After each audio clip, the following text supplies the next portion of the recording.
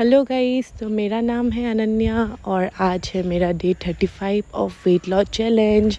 तो सुबह उठ के ही मैंने किया 40 मिनट्स की वॉक करने के बाद मैंने पिया 1 ग्लास जीरा पानी, उसमें ही मैंने थोड़ा नींबू ऐड कर दिया था। और आज मेरा लंच पे था 2 रोटी, हाफ स्पून घी के साथ चिकन फ्राई, पम्पकिन, थोड़ा सा सैलड और थोड़ा अचार। और फिर मैं गई थी मेरे भैया के दुकान पे, उस पे मैंने पिया एक शुगर फ्री थम्स अप। और फिर इवनिंग में मैं चली गई थोड़ा वॉक करने के लिए। फिर इवनिंग को मुझे कुछ स्पाइसी खाने का दिल किया, तो इसलिए मैंने घर पे ही बेबी कॉर्न बना लिया था और मैंने पिया 1 ग्लास ग्रीन टी और खाया 3 खजूर।